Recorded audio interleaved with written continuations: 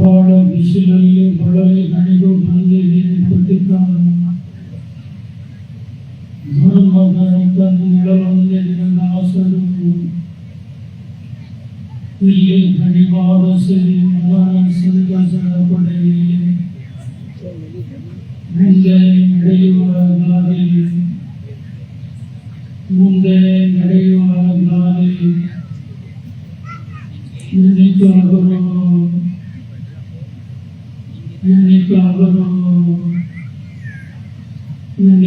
ಅವರು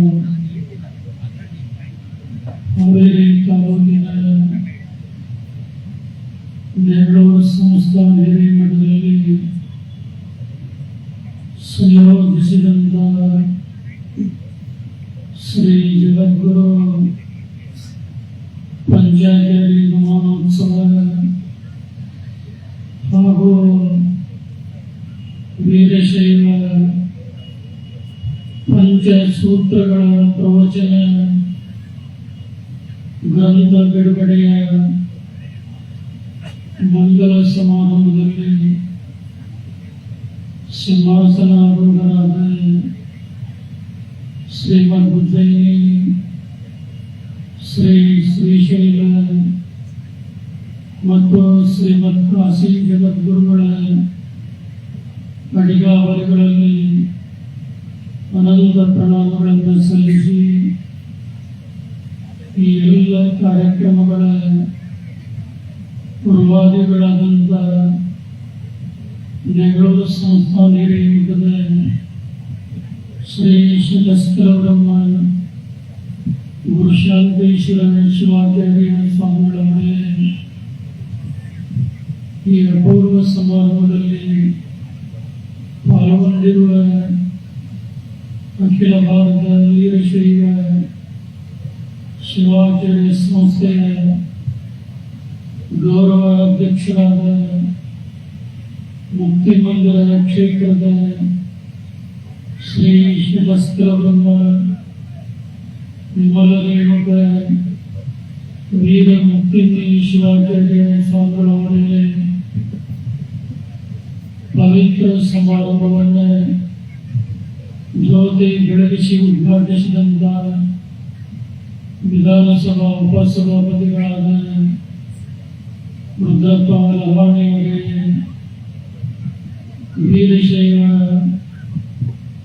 ಪಂಚಸೂತ್ರ ಪ್ರವಚನ ಕೃತಿಯನ್ನು ಬಿಡುಗಡೆ ಮಾಡಿದಂತ ಸಾಹಿತ್ಯ ಸಂಶೋಧಕರಾದ ಅಮೆರಿಕದ ಶ್ರೀ ರವಿ ಹಂಜವರೇ,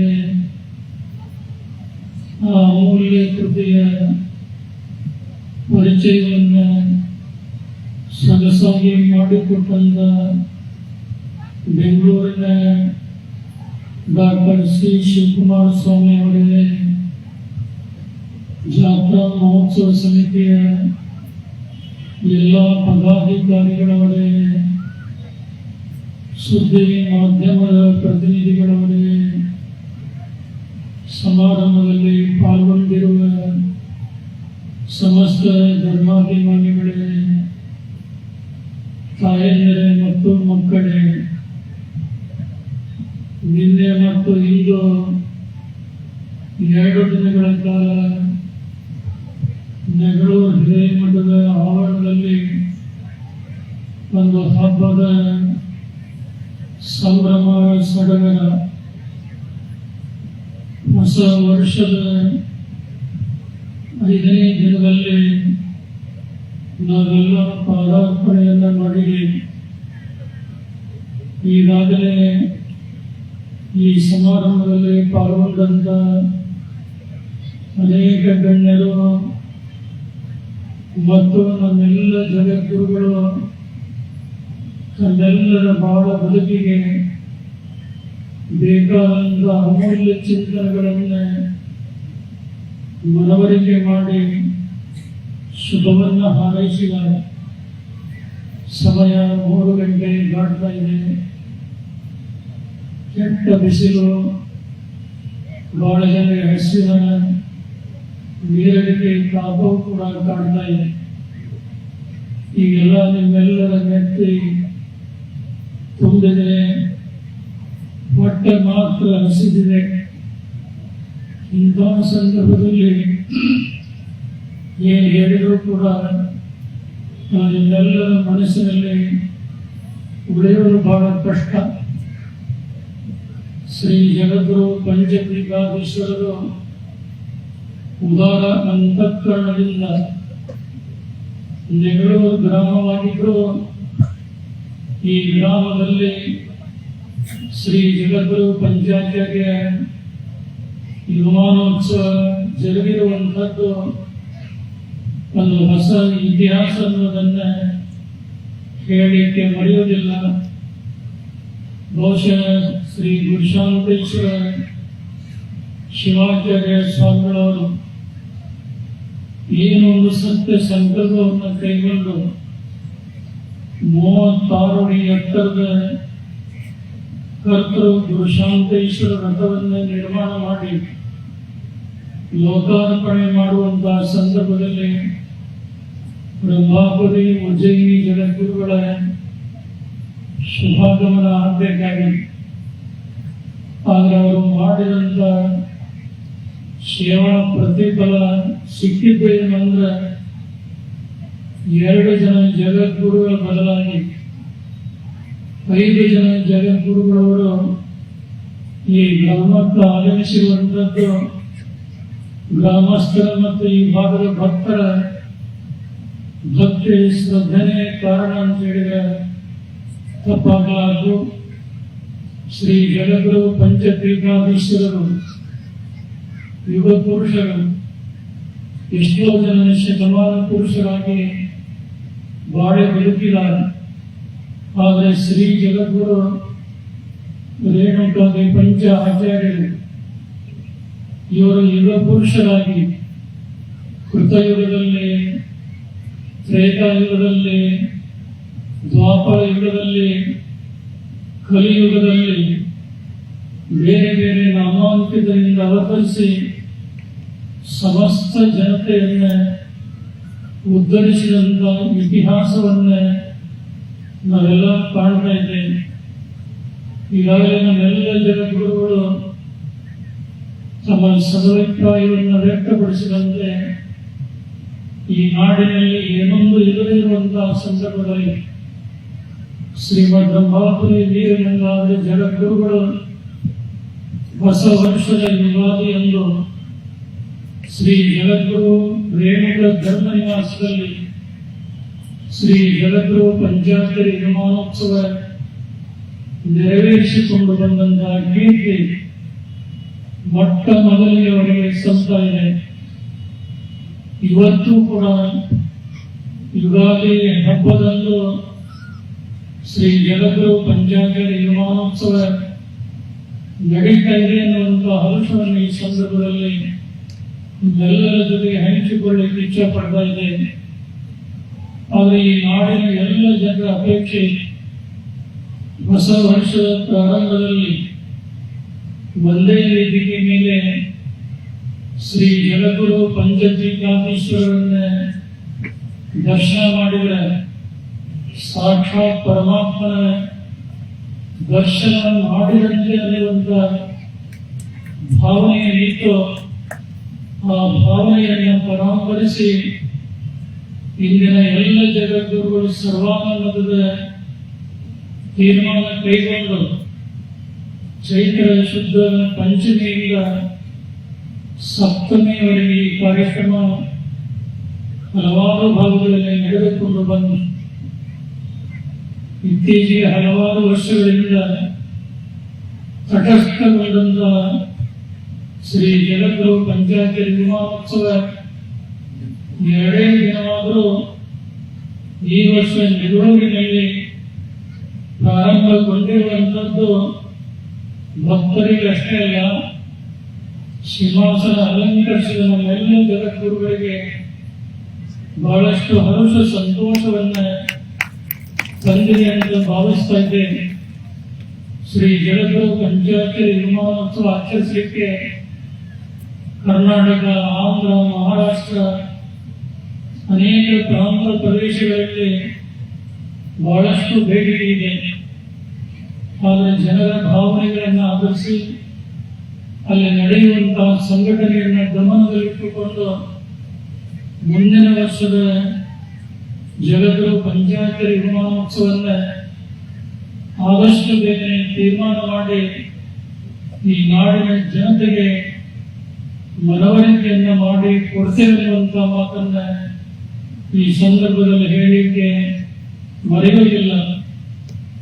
ನೆಗಳೂರು ಶ್ರೀಗಳವರು 36 ಅಡಿ ಎತ್ತರದ ಭವ್ಯ ರಥದ ಸಮರ್ಪಣೆ ಒಂದು ಕಡೆ ಆದರೆ, ಇನ್ನೊಂದು ಕಡೆಗೆ ಶ್ರೀಮದ್ ಕಾಶಿ ಜಗದ್ಗುರು ಅವರು 5 ವರ್ಷಗಳ ಕಾಲ ಬಹಳಷ್ಟು ಅಧ್ಯಯನಶೀಲರಾಗಿ, ಶಾಸ್ತ್ರೀಯವಾಗಿ, ಸೈದ್ಧಾಂತಿಕ ತಳಹದಿಯ ಮೇಲೆ ವೀರಶೈವ ಪಂಚಸೂತ್ರಗಳ ಬಗ್ಗೆ ಸುಮಾರು 700ಕ್ಕೂ ಮಿಕ್ಕಿದಂತ ಅಪೂರ್ವ ಕೃತಿಯನ್ನು ನೆಗಳೂರಿನ ಜಗದ್ಗುರು ಪಂಚಾಕ್ಷರಿ ನಿರ್ಮಾಣೋತ್ಸವ ಸಮಾರಂಭದಲ್ಲಿ ಬಿಡುಗಡೆ ಆಗಿರುವಂಥದ್ದು ಈ ಭಾಗದ ಎಲ್ಲ ಭಕ್ತರ ಸೌಭಾಗ್ಯ ಎಂದು ನಾವು ಭಾವಿಸ್ತಾ ಇದ್ದೇವೆ. ವೀರಶೈವರ ಸೂತ್ರ ಗೋತ್ರಗಳನ್ನು ನಾವೆಲ್ಲೋ ಪಂಚಾಂಗದಲ್ಲಿ ಅಥವಾ ಒಂದು ಹಾಳೆಯಲ್ಲಿ ಪ್ರಿಂಟ್ ಮಾಡಿದ್ದನ್ನು ಇವತ್ತಿಗೂ ನಾವು ನೋಡ್ತಾ ಇದ್ದೀವಿ. ಆದರೆ ಇವತ್ತು ಕಾಶಿ ಜಗದ್ಗುರು ಪರಿಶ್ರಮದ ಫಲವಾಗಿ ವೀರಶೈವ ಪಂಚಸೂತ್ರಗಳ ಬಗ್ಗೆ ಬಹಳಷ್ಟು ಆಳವಾದಂತಹ ಅಧ್ಯಯನವನ್ನು ಮಾಡಿ ಸೂತ್ರ ರೂಪದಲ್ಲಿರುವಂತಹ ಜೀವಾತ್ಮ ಪರಮಾತ್ಮನ ಒಂದು ಅನುಸಂಧಾನದ ಆವಶ್ಯಕತೆಯನ್ನು ತಮ್ಮದೇ ಆದಂತಹ ಪ್ರವಚನದ ವೈಖರಿಯಲ್ಲಿ ಈ ನಾಡಿನ ಜನತೆಗೆ ಮನವರಿಕೆಯನ್ನು ಮಾಡಿಕೊಟ್ಟಿದ್ದಾರೆ ಅಂತ ಜಗದ್ಗುರುಗಳವರಿಗೆ ಈ ಒಂದು ಜಗದ್ಗುರು ಪಂಚಾಕ್ಷರಿ ನಿರ್ಮಾಣೋತ್ಸವ ಸಮಿತಿಯ ಎಲ್ಲ ಪದಾಧಿಕಾರಿಗಳ ಪರವಾಗಿ, ಕಾರ್ಯಕ್ರಮದ ಸಂಯೋಜಕರ ಪರವಾಗಿ ರಂಭಾಪುರಿ ಜಗದ್ಗುರುವರು ಕೃತಜ್ಞತಾಪೂರ್ವಕವಾದಂತಹ ಭಕ್ತಿಯ ಪ್ರಣಾಮಗಳನ್ನು ಈ ಸಂದರ್ಭದಲ್ಲಿ ಸಲ್ಲಿಸ್ತಾ ಇದ್ದೇನೆ. ಪಂಚಸೂತ್ರಗಳ ಬಗ್ಗೆ ಡಾಕ್ಟರ್ ಸಿ ಶಿವಕುಮಾರ ಸ್ವಾಮಿ ಅವರು ಸುಮಾರು ಅರ್ಧ ಗಂಟೆಗಳ ಕಾಲ ಬಹಳಷ್ಟು ಮನತುಂಬುವಂತಹ ರೀತಿಯಲ್ಲಿ ಅವರ ಪ್ರಸ್ತಾವನೆಯನ್ನು ಮಾಡಿದ್ದು ತಾವೆಲ್ಲ ಕೇಳಿದ್ದೇವೆ. ಜನರಿಗೆ ಕೆಲವು ವಿಚಾರಗಳು ಬೇಗನೆ ಅರ್ಥವಾಗುವುದಿಲ್ಲ. ಒಂದು ಧ್ಯೇಯಕ್ಕಾಗಿ, ಒಂದು ತತ್ವಕ್ಕಾಗಿ, ಒಂದು ಉದ್ದೇಶಕ್ಕಾಗಿ ಯಾರು ಹೋರಾಟ ಮಾಡ್ತಾ ಇದ್ದಾರೆ, ಮಾಡುವಂಥವರಿದ್ದಾರೆ, ಅವರ ತಲೆಯ ಮೇಲೆ ಒಂದಿಲ್ಲ ಒಂದು ಗಾಯಗಳು ಇದ್ದೇ ಇರ್ತಾವೆ. ಆದರೆ ಅವುಗಳಿಗೆ ಅಂಜದೆ ಅಳೆಯದೆ ಮಾಡಬೇಕಾದಂತಹ ಧರ್ಮ ಕಾರ್ಯಗಳನ್ನು, ಸಾಮಾಜಿಕ ಕಾರ್ಯಗಳನ್ನು ನಾವೆಲ್ಲ ಮಾಡಿಕೊಂಡು ಬಂದರೆ ಮಾತ್ರ ಆರೋಗ್ಯಪೂರ್ಣ ಸಮಾಜ ನಿರ್ಮಾಣ ಮಾಡಲಿಕ್ಕೆ ಸಾಧ್ಯವಾಗ್ತಾ ಇದೆ. ಸುಳ್ಳಿನ ಜೊತೆಗೆ ದುಷ್ಟಶಕ್ತಿ ನೆಗಳೂರಿನಲ್ಲಿ ನಡೆದಂತ ಶ್ರೀ ಜಗದ್ಗುರು ಪಂಚಾಕ್ಷರಿ ನಿರ್ಮಾಣೋತ್ಸವ ಸಮಾರಂಭ ಸಾಕ್ಷಿಯಾಗಿದೆ ಅಂತೇಳಿ ನಾವು ಭಾವಿಸ್ತಾ ಇದ್ದೇವೆ. ಇಂಥ ಒಂದು ಅಪೂರ್ವ ಗ್ರಂಥವನ್ನ ಕರ್ನಾಟಕದಲ್ಲಿ ಆದಂತ ಇವತ್ತು ಅಮೆರಿಕ ದೇಶದ ನಿವಾಸಿಗಳಾಗಿ ದೊಡ್ಡ ರವಿ ಹಂಜಂತಿದೆ, ಅದೇ ಹೆಸರಿನಿಂದ ಅವರ ಸಂಶೋಧನಾತ್ಮಕವಾದಂಥ ಲೇಖನಗಳು ಪ್ರಕಟಗೊಳ್ಳಬೇಕೆನ್ನುವಂಥದ್ದು ಎಲ್ಲ ಪೀಠಾಚಾರ್ಯರ ಸದಾಶಯ ಮತ್ತು ಆಶಯ. ಈಗಾಗಲೇ ತಾವೆಲ್ಲ ಕಂಡಂತೆ ವಿಶ್ವವಾಣಿ ದಿನಪತ್ರಿಕೆಯಲ್ಲಿ ದುಷ್ಟ ಶಕ್ತಿಗಳನ್ನು ದಮನ ಮಾಡಲಿಕ್ಕೆ ಏನು ಅವರು ತಮ್ಮ ನಿರಂತರ ಪ್ರಯತ್ನ ಸಾಧನೆಯಿಂದ ಬರೆದಂತ ಬರಹಗಳು ಏನಿದಾವ ಅದನ್ನು ಯಾವುದೇ ವಿದ್ವಾಂಸರು ಅಲ್ಲಗಳೆಯುವಂತಹ ಲೇಖನಗಳಲ್ಲ, ವಾಗ್ಮಿಗಳಲ್ಲದೆ ಇರಬಹುದು. ಆದರೆ ಅವರ ಹರಿತವಾದಂತಹ ಲೇಖನ ಜನರಲ್ಲಿ ಜಾಗೃತಿಯನ್ನ ಉಂಟು ಮಾಡುವಂತದ್ದಾಗಿದೆ. ಒಂದು ಹನಿ ಮಸಿ ಕೋಟಿ ಜನಕ್ಕೆ ವಿಷಯ. ರವಿ ಹಂಜವರು ಬರೆದಂತಹ ಲೇಖನಗಳಿಂದ ಏನು ಕೆಲವು ಪರಂಪರೆಯ ವಿರುದ್ಧವಾಗಿ ಧ್ವನಿ ಎತ್ತುವಂತಹ ಶಕ್ತಿಗಳಿಗೆ ಬಹಳ ಪ್ರಬಲವಾಗಿ ಪ್ರತಿಭಟಿಸಿ ಆ ಧ್ವನಿಯನ್ನ ಅಡಗಿಸುವುದರಲ್ಲಿ ರವಿ ಹಂಜವರ ಸೇವೆ ಎಲ್ಲೆಂದೂ ಮರೆಯಲಿಕ್ಕೆ ಆಗುವುದಿಲ್ಲ. ಆ ಕಾರಣದಿಂದಲೇ ಈ ವರ್ಷ ಶ್ರೀ ಜಗದ್ಗುರು ರಂಭಾಪುರಿ ಧರ್ಮಪೀಠದಲ್ಲಿ ಮಾರ್ಚ್ 1ರಂದು ಜಗದ್ಗುರು ರೇಣುಕಾಚಾರ್ಯ ಜಯಂತಿ ಮಹೋತ್ಸವ ಕ್ಷೇತ್ರನಾಥ ವೀರಭದ್ರ ಸ್ವಾಮಿ ರಥೋತ್ಸವದ ಸಂದರ್ಭದಲ್ಲಿ ಶ್ರೀ ಜಗದ್ಗುರು ರೇಣುಕಾಚಾರ್ಯ ಅತ್ಯುನ್ನತ ಪ್ರಶಸ್ತಿಯನ್ನು ಕೊಟ್ಟು ಶ್ರೀಪೀಠ ಆಶೀರ್ವಾದವನ್ನು ಮಾಡಿದೆ. ಮುನ್ನೇ ಕೂಡ ಪ್ರಾಚೀನ ಪಂಚಪೀಠಗಳ ಬಗ್ಗೆ ಕೆಲವು ದುಷ್ಟ ಶಕ್ತಿಗಳು ಪಂಚಪೀಠಗಳನ್ನೇ ಕುರಿತು ಹೀಗೆ ಟಿಪ್ಪಣಿಗಳನ್ನು ಏನು ಮಾಡ್ತಾರಲ್ಲ ಅಂತವರ ಧ್ವನಿಯನ್ನ ಅಡಗಿಸಲಿಕ್ಕೆ ಯಾವ ರೀತಿಯ ಅಸ್ತ್ರಗಳನ್ನ ತಮ್ಮ ಬರವಣಿಗೆಯ ಮೂಲಕ ಅವರಿಗೆ ತಲುಪಿಸಬೇಕು ಆ ಕಾರ್ಯವನ್ನು ರವಿ ಹಂಜವರು ಮಾಡಲಿ. ಅವರು ಮಾಡುವಂತಹ ಎಲ್ಲ ಕಾರ್ಯಗಳಿಗೆ ಜಗದ್ಗುರು ಪಂಚಪೀಠಾಧೀಶ್ವರರ ಅಂತಃಕರಣ ಆಶೀರ್ವಾದ ಯಾವಾಗಲೂ ಕೂಡ ಇದ್ದೇ ಇದೆ ಅನ್ನುವಂಥ ಮಾತನ್ನ ಪ್ರಸ್ತಾಪಿಸಿ, ನೆಗಳು ಹಿರೇಮಠದ ಗುರುಶಾಂತೇಶ್ವರ ಶಿವಾಚಾರ್ಯ ಸ್ವಾಮಿಗಳು ವಯಸ್ಸಿನಲ್ಲಿ ಕಿರಿಯರಾದರೂ ಅವರು ತಮ್ಮ ಕಾರ್ಯಶೀಲತೆಯಿಂದ ಕ್ರಿಯಾಶೀಲ ಬದುಕಿನಿಂದ ಎಲ್ಲ ಭಕ್ತರ ಮನಮಂದಿರದಲ್ಲಿ ಸ್ಥಿರವಾಗಿ ಉಳಿದಂತವರಾಗಿದ್ದಾರೆ. ಈ ಮಠದ ಪರಿಸರದಲ್ಲಿ ಏನೇ ಕಾರ್ಯಕ್ರಮ ಹಮ್ಮಿಕೊಂಡರೂ ಕೂಡ ಜಾತಿ ಮತ ಪಂಥಗಳಲ್ಲದೆ ಎಲ್ಲ ವರ್ಗದ ಜನ ಸಹಕರಿಸಿ ಸೇವೆ ಮಾಡ್ತಾ ಇದ್ದಾರೆ. ಅದಕ್ಕೆ ಕಾರಣ ಶ್ರೀಗಳಲ್ಲಿರುವಂತಹ ವಿಶಾಲ ಗುಣ ಮತ್ತು ಎಲ್ಲ ಸಮುದಾಯವನ್ನ ಪ್ರೀತಿ ವಿಶ್ವಾಸದಿಂದ ಹತ್ತಿರದಿಂದ ಅವರೇನು ಕಾಣ್ತಾರೋ ಅದರ ಪರಿಣಾಮವಾಗಿ ಇಷ್ಟೆಲ್ಲ ಬೆಳಕು ಈ ಮಠದಲ್ಲಿ ಆಗಿದೆ. ಏನೊಂದು ಇಲ್ಲದೇ ಇರುವಂತಹ ಈ ಮಠದಲ್ಲಿ ಇವತ್ತು ಒಂದು ಹೊಸ ಸೃಷ್ಟಿಯನ್ನೇ ಶ್ರೀಗಳವರು ಮಾಡಿದ್ದಾರೆ. ಮುನ್ನೂರು ಅವರು ಮಾಡುವಂತಹ ಕಾರ್ಯಕ್ಕೆ ಜಗದ್ಗುರು ಪಂಚಪೀಠಾಧೀಶ್ವರ ಆಶೀರ್ವಾದ ಯಾವಾಗಲೂ ಕೂಡ ಇದ್ದೇ ಇದೆ ಅನ್ನುವಂತಹ ಮಾತನ್ನು ಹೇಳಿ ಈ ಭಾಗದ ಜನನಾಯಕರಾದಂತಹ ವಿಧಾನಸಭೆಯ ಉಪಸಭಾಪತಿಗಳಾದಂತಹ ರುದ್ರಪ್ಪ ಲವಾಣಿ ಅವರು ಬಹುಶಃ ಅವರು ರಾಜ್ಯ ಸಂಪುಟದಲ್ಲಿ ಸಚಿವರೇ ಆಗಬೇಕಾಗಿ ಏನೋ ಹಪ್ಪಿ ಸಮಾಧಾನ ಮಾಡಿ ವಿಧಾನಸಭಾ ಉಪಸಭಾಪತಿಗಳನ್ನಾಗಿ ಮಾಡಿದ್ದಾರೆ. ಏನೋ ಮುಂದಿನ ದಿನಗಳಲ್ಲಿ ಸಂಪುಟ ಪುನರ್ರಚನೆ ಆಗುವಂತಹ ಸಂದರ್ಭ ಇದೆ. ಅಂತಹ ಸಂದರ್ಭದಲ್ಲಿ ಈ ಭಾಗದ ಜನ ಒಂದು ಹೆಚ್ಚಿನ ಸಂಖ್ಯೆಯಲ್ಲಿ ನಿಯೋಗ ಹೋಗಿ ಮುಖ್ಯಮಂತ್ರಿಗಳಿಗೆ ಮನವರಿಕೆಯನ್ನು ಮಾಡಿ ವಿಧಾನಸಭಾ ಉಪಸಭಾಪತಿಯ ಬದಲಾಗಿ ಸಚಿವ ಸಂಪುಟದಲ್ಲಿ ಮಂತ್ರಿ ಸ್ಥಾನ ದೊರಕಿಸಿಕೊಡಲಿಕ್ಕೆ ನೀವು ಮುಂದಾದರೆ ಇನ್ನಷ್ಟು ಈ ಭಾಗದಲ್ಲಿ ಅಭಿವೃದ್ಧಿ ಕಾರ್ಯಗಳು ಆಗ್ತವಂತೇಳಿ ನಾವಂತೂ ನಂಬಿದೆ. ಬಹುಶಃ ಸುಧುವಿನ ಸಂಪನ್ನರಾದಂಥ ಧರ್ಮನಿಷ್ಠರಾದಂಥ ರುದ್ರಪ್ಪ ಲವಾಣಿಯವರು ಎಲ್ಲ ವರ್ಗದ ಎಲ್ಲ ಜನರ ವಿಶ್ವಾಸವನ್ನು ಬೆಳೆಸಿಕೊಂಡು ಕೆಲಸ ಮಾಡ್ತಾ ಇದ್ದಾರೆ. ಅವರಿಗೆ ಆಕ್ಸಿಡೆಂಟ್ ಆಗಿ ದೇಹಕ್ಕೆ ತೊಂದರೆ ಆದಂತಹ ಸಂದರ್ಭದಲ್ಲಿ ಬಹಳ ಜನ ರುದ್ರಪ್ಪ ಲವಾಣಿಯವ್ರಿಗೆ ಕೈ ಬಿಟ್ಟು ಅಂತ ಬಹಳ ಜನ ತಿಳ್ಕೊಂಡಿದ್ರು. ಅವರು ಮಾಡಿದಂತ ಧರ್ಮ ಕಾರ್ಯ ದೇವರ ಕಾರ್ಯದಿಂದಾಗಿ ಭಗವಂತವರಿಗೆ ಪುನರ್ಜನ್ಮ ನೀಡಿದ್ದಾನೆ ಅನ್ನುವಂತಹ ಭಾವನೆ ಮತ್ತೆ ತಾವೆಲ್ಲ ಕಾಣ್ತಾ ಇದ್ದೀವಿ. ಮೊದಲು ಮಾತಿನಲ್ಲಿ ಬಹಳ ತೊದಲು ಬರ್ತಾ ಇದೆ. ಆದರೆ ಇವತ್ತವರು ಮಾತನಾಡಿದಂತಹ ಮಾತುಗಳನ್ನು ನೋಡಿದರೆ 190% ಗುಣಶಾಲಿಗಳಾಗಿ ಉತ್ತಮ ವಿಚಾರಗಳನ್ನ ನಿಮ್ಮೆಲ್ಲರ ಜೊತೆಗೆ ಹಂಚಿಕೊಟ್ಟಿದ್ದಾರೆ. ಮತ್ತೆ ಈ ಕಾರ್ಯಕ್ರಮಕ್ಕೆ ಇಷ್ಟೆಲ್ಲ ನೆರಳನ್ನು ಮಾಡಿದಂತಹ ಕೀರ್ತಿನೂ ಕೂಡ ಅವರಿಗೆ ಸ್ವಂತ ಇದೆ. ಶ್ರೀಗಳವರು ಈ ಪ್ರಭಾತದಲ್ಲಿ ಒಂದು ದಾಸೋಹ ಮಂದಿರ ಬರುವಂತ ಭಕ್ತರಿಗೆ ವಸತಿ ಸೌಕರ್ಯಕ್ಕಾಗಿ ಕೊಠಡಿಗಳನ್ನು ನಿರ್ಮಾಣ ಮಾಡಲಿಕ್ಕೆ ಮುಂದಾಗಿದ್ದಾರೆ.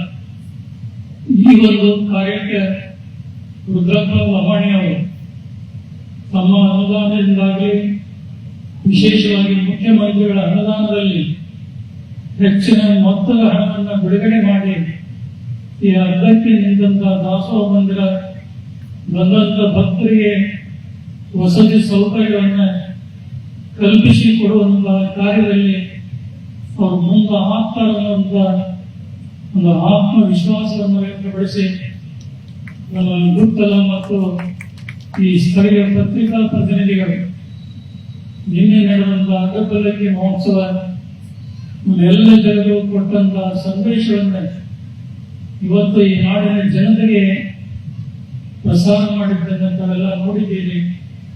ಮತ್ತು 3 ಗಂಟೆ ದಾಟ್ತಾ ಇದ್ರೂ ಕೂಡ ಆ ಎಲ್ಲ ಪತ್ರಿಕಾ ಪ್ರತಿನಿಧಿಗಳು ಈ ಸಮಾರಂಭದಲ್ಲಿ ಪಾಲ್ಗೊಂಡು ನಮ್ಮೆಲ್ಲ ಜಗದ್ಗುರುಗಳ ಹೃದಯಾಂತಃಕರಣದ ಆಶೀರ್ವಾದ ಏನು ದಯಪಾಲಿಸಿರೋ ಆ ಸಂದೇಶದ ಅಂಶಗಳನ್ನು ಈ ನಾಡಿನ ಜನತೆಗೆ ಮುಟ್ಟಿಸುವಂತ ಪವಿತ್ರ ಕಾರ್ಯ ಅವರು ಮಾಡ್ತಾರೆ ಅನ್ನುವಂಥ ಆತ್ಮವಿಶ್ವಾಸವನ್ನು ವ್ಯಕ್ತಪಡಿಸಿ ಇವತ್ತು ಅಖಿಲ ಭಾರತ ವೀರಶೈವ ಶಿವಾಚಾರ್ಯ ಸಂಸ್ಥೆ ವತಿಯಿಂದ ಬೆಂಗಳೂರು ಹಿರೇಮಠದ ಗುರುಶಾಂತೇಶ್ವರ ಶಿವಾಚಾರ್ಯ ಸ್ವಾಮಿಗಳವರಿಗೆ ಶಿವಾದ್ವೈತ ತತ್ವ ಪ್ರಬೋಧಕ ಅನ್ನುವಂಥ ಪದವಿಯನ್ನ ಜಗದ್ಗುರು ಪಂಚಪೀಠಾಧೀಶ್ವರರಿಂದ ಅವರಿಗೆ ಆಶೀರ್ವಾದ ಮಾಡಿಸಿದ್ದಾರೆ.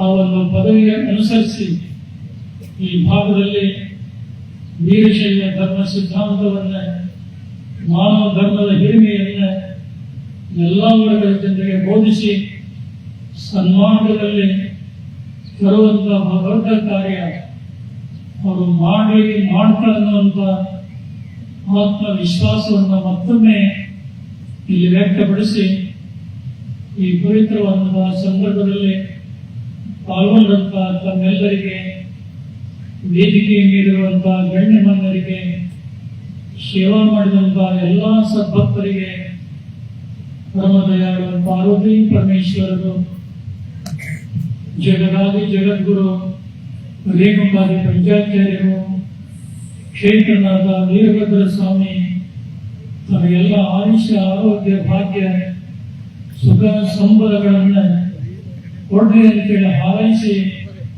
ಈ ಸಂದೇಶಕ್ಕೆ ವಿರಾಮ ಕೊಡ್ತಿದ್ದೇವೆ. ಶಿವಭಯ.